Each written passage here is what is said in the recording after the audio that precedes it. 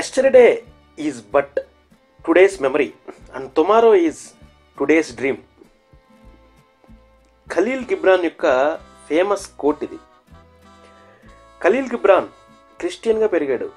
అతని తండ్రి ఆంటియోచ్లోని సిరియాక్ మెరోనైట్ చర్చిలో పూజారి.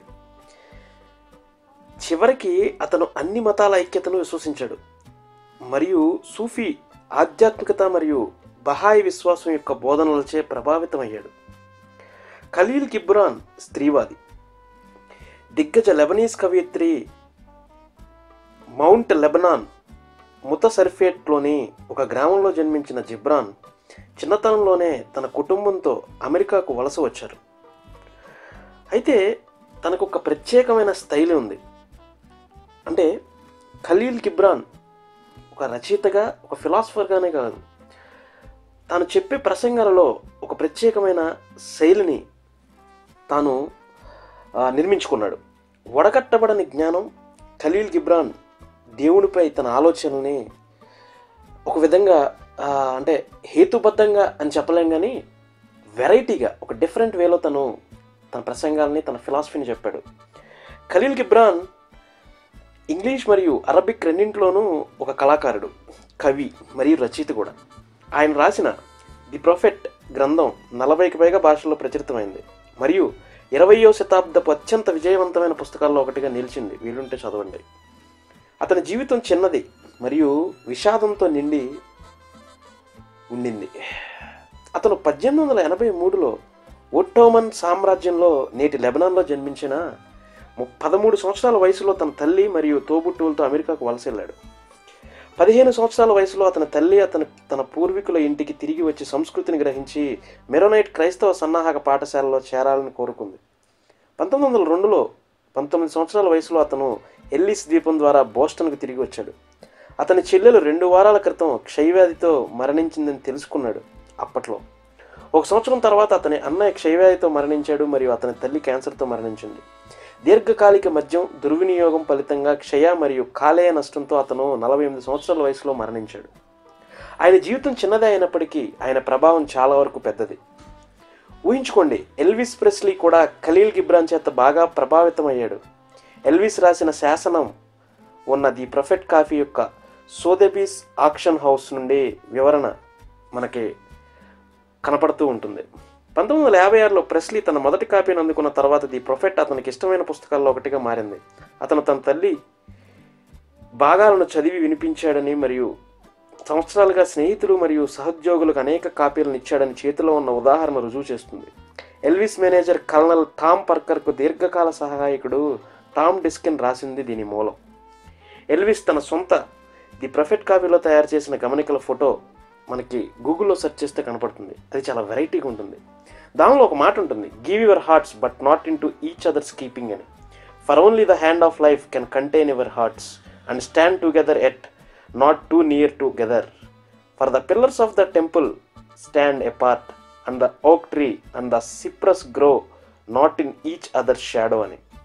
అంటే everything is not always evident in God's plan. Things must nature to grow in God's garden. There is always a plan even that is called the God's plan. ఇలా ఆ పుస్తకంలో కొన్ని రాసి ఉంటాయి. అంటే వీటికి అర్థం, దేవుడికి ఒక విధమైన ఒక ప్లానింగ్ పద్ధతి ఉంది, కానీ మనుషులకి లేదు. కానీ మనుషులు దేవుడు ఎవరో తెలియకుండానే పూజించేస్తున్నారు. ఆ దేవుడిని అర్థం చేసుకోవట్లేదు. అంటే ఇక్కడ నా యొక్క భావం ఏంటంటే, గొప్ప గొప్ప మనుషులు ఎవరు ధర్మాన్ని పాటించరు, పాటించి చూపిస్తారు. Action speaks more than words. కానీ సామాన్యులు మాత్రమే ధర్మాన్ని పాటించినట్టు నటిస్తారు, డ్రామా ప్లే చేస్తారు, హెవీగా ఎగ్జైట్ అవుతుంటారు. కాబట్టి వాళ్ళు ఎప్పుడూ బాధల్లోనూ చింతనల్లో ఉండి రోజు గుళ్ళకి, పూజారుల చుట్టూ, అలాగే డ్రామాలు ప్లే చేసే ప్రొఫెట్ల చుట్టూ, పాస్టర్ల చుట్టూ తిరుగుతారు. అదే గొప్ప గొప్పవారు తెలుసుకుంటారు, చదువుకుంటారు, నేర్చుకుంటారు, చెప్పడానికి ట్రై చేస్తారు, ప్రసంగాలను ఇస్తారు, రచయితలుగా మారుతారు, ఫిలాసఫర్లుగా ప్రపంచాలని జయిస్తారు. కాబట్టి మనిషి పుట్టాక మనం ఏదైనా నేర్చుకోవాలి అంటాడు ఖలీల్ గిబ్రాన్. నాకు చాలా ఇష్టమైన రచయితల్లో ఖలీల్ గిబ్రాన్ ఒకళ్ళు. అతని కోట్స్ మాత్రమే కాదు, అతను క్రైస్తవుడిగా తను దేవుణ్ణి ఏ విధంగా నమ్మాలో ప్రపంచానికి తెలియజేశాడు. ఖలీల్ గిబ్రాన్ క్రైస్తవుడిగా పెరిగాడు. అతని తల్లి తండ్రి ఆంటియాక్లో సిరియాక్ మెర్నైట్ చర్చ్లో పూజారులుగా ఉన్నారు. అతను అన్ని మతాల ఐక్యతని విశ్వసించేవాడు. ముఖ్యంగా సూఫీ ఆధ్యాత్మికత, బహాయి విశ్వాసం యొక్క బోధనలు అతన్ని ప్రభావితం చేశాయని చెప్తాడు. దేవుడిపై ఖలీల్ గిబ్రాన్ ఒక మాట అంటాడు. ప్రారంభంలో దేవుడు అంతరిక్షంలో కదిలాడు మరియు అతని అపరిమితమైన కదలిక నుండి భూమి మరియు దాని ఋతువులు పుట్టాయంటాడు. తరువాత దేవుడు మళ్ళీ కదిలాడు మరియు జీవితం ప్రవహించింది మరియు జీవిత వాంఛ ఎత్తు మరియు లోతును కోరుకుంది అంటాడు. తనను తాను ఎక్కువగా కలిగి ఉండాలని కోరుకున్నాడు మనిషి, కాబట్టి దేవుడిపై ఆధారపడ్డాడు అంటాడు. Yes, this is the philosophy. ఏదైతే ఈ ఫిలాసఫీ ఉందో అది ఖలీల్ గిబ్రాన్ నొక్కి ఒక్కాడించాడు ప్రపంచం మీద. దేవుడు ఈ విధంగా మాట్లాడాడు, కానీ చెప్పాడని చెప్పి ఎవరో చెబితే దాన్ని మనం నమ్మి ఒక సిద్ధాంతంగా స్వీకరిస్తున్నాం. అది చాలా రాంగ్ అంటాడు. ఆయన మాటల్లో మానవుడే మరియు మానవుడు దేవుడి ఆత్మ ద్వారా జన్మించిన ఆత్మ అంటాడు. మరియు దేవుడు ఈ విధంగా మాట్లాడినప్పుడు క్రీస్తు ఆయన మొదటి వాక్కు మరియు ఆ వాక్కు పరిపూర్ణమైనది అంటాడు. మరియు క్రీస్తు లోకానికి వచ్చినప్పుడు మొదటి వాక్కు మనకు ఉచ్చరింపబడింది మరియు శబ్దం మాంసం మరియు రక్తంగా మారింది అని అంటాడు. Yes, John the disciple in his వృద్ధాప్యం on Jesus the word the son of human 1928. ఇవి మనం గమనిస్తే మనిషి దుఃఖంలో ముంచెత్తే నమ్మకాలని మరియు బోధల్ని వ్యర్థం మరియు అబద్ధం అతని దుఃఖంలోకి మరియు నిరాశలోకి నడిపించే మంచితనం, ఇవన్నిటినీ ఈ భూమిపై సంతోషంగా ఉండడానికి మరియు ఆనందానికి దారి తీయడానికి మరియు అతను ఎక్కడికి వెళ్ళినా ఒక గొప్ప జీవితాన్ని, ఒక రాజ్యాన్ని నెలకొల్పాలనే తపనతో ఒక శాశ్వతమైన పరిష్కారాన్ని, ఆత్మని తన సౌందర్యంలో అలాగే తనలో దాగి ఉన్న రహస్యాలను ఎలా వెతకాలో నేర్చుకోవడంలో తన బోధనల ద్వారా, తన ప్రసంగాల ద్వారా ఉత్తేజ భరితుల్ని చేసి తాను అందలం ఎక్కాలని కోరుకుంటాడు. వాడే మనిషి. సో ఆ మనిషిని సృష్టించింది దేవుడు అని కొంతమంది అంటే, మనిషి సృష్టించిన వాడే దేవుడు అని ఖలీల్ గిబ్రాన్ అంటాడు. ఇది చాలా గొప్ప ఫిలాసఫీ. స్పిరిట్స్ రెబెలియస్ 1908లో ఖలీల్ దీన్ని చెప్పాడు. అంటే మనిషి తన యొక్క స్వభావాన్ని అలాగే తన యొక్క అంధకారాన్ని పక్కనే పెట్టుకుని బతుకుతుంటాడు. ఏది మంచి ఏది చెడో తెలుసుకోవడానికి చాలా టైం పడుతుంది. కాబట్టి అంధకారమైన జీవితాన్ని వెలుగులోకి తీసుకెళ్లాలన్నా, వెలుగులో ఉన్న జీవితాన్ని చీకట్లోకి మార్చేలా చేయాలన్నా అది కేవలం మనిషికి మాత్రమే సొంతం అంటాడు. కాబట్టి ఇక్కడ గొప్పవాడు మనిషి మాత్రమే, దేవుడు కాదు.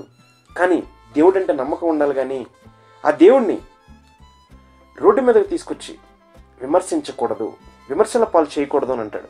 విశ్వాసం అనేది హృదయంలో ఒక వయాసిస్ లాంటిది, దాని ఆలోచనల యాత్రికులు ఎప్పటికీ చేరుకోలేరు అంటాడు. ఇసుక మరియు నురుగు ఖలీల్ గిబ్రాన్ సూత్రాలు. గ్రాఫిక్స్ మరియు ప్రభావాలతో రంగులు వేయబడింది ది ప్రొఫెట్ పై ఎల్విస్ నోట్ యొక్క ఫోటో. కాపీరైట్ తెలియదు. మిగతా చిత్రాలు pixabay.com నుండి ఉచితంగా ఉన్నాయి. అవి ఒకసారి కుదిరితే మీరు చూడండి. అతని యొక్క చిత్రాల ప్రభావ శైలి చాలామంది రచయితల కంటే భిన్నంగా ఉంటుంది. దేవుడు, ఫిల్టర్ చేయని జ్ఞానం, ఖలీల్ గిబ్రాన్ ఫిలాసఫీ వీటిల్లో దాగి ఉంది. మనం ఎంత చెప్పుకున్నా అతను రాసింది చాలా ఉంది, బోలెడుంది, భరించలేనంత ఉంది. వినియోగించబడేంత గొప్ప జ్ఞాని ఖలీల్ గిబ్రాన్. కాబట్టి ఖలీల్ గిబ్రాన్ గురించి నేను ఎప్పుడూ వినలేదు. ఇటీవల సార్వత్రిక మతాలు నాకు తెలిసిన దానికంటే చాలా ఉన్నాయి. తత్వశాస్త్రం, రాజకీయ భావజాలం లేదా మతం ఏదైనా సరే ప్రజలు ఆలోచిస్తూ మరియు నవీకరింపబడుతూనే ఉండటం ఏదో ఒక విధంగా నాకు ఇష్టం. 2000 సంవత్సరాల క్రితం బుద్ధుడు లేదా జీసస్ చెప్పిన కొన్ని విషయాలు ఇప్పటికీ చట్టబద్ధమైనవి అయినప్పటికీ కొత్త ఆలోచనలు కూడా ఉండాలి. అలాంటి వాటినే వివిధ విశ్వాసాలు ఏదో విధంగా నదులను పోలి ఉంటాయి. అవన్నీ తిరిగి సముద్రంలోకి ప్రవహిస్తాయి. పురాతనమైన వాటిలో చాలా మలుపులు ఉంటాయి మరియు నీరు కొన్నిసార్లు కొంచెం అస్పష్టంగా ఉంటుంది. కానీ వాటిలో దేనిపైన ప్రయాణించి అదే గమ్యాన్ని మనం చేర్చుకోవచ్చు అనేది మనకు తెలియాలి. ప్రపంచ మతాల ఆధ్యాత్మిక సారాంశాన్ని ఖలీల్ గిబ్రాన్ కాలాతీతమైనదిగా భావించి తను ముందే చెప్పాడు. వాళ్ళనే మేధావులు అని అంటారు. He's a legendary, he's a visionary. Khalil Gibran, the great poet, the great writer and the great philosopher. ఇది ఈరోజు పాడ్కాస్ట్. Thank you. జై హింద్.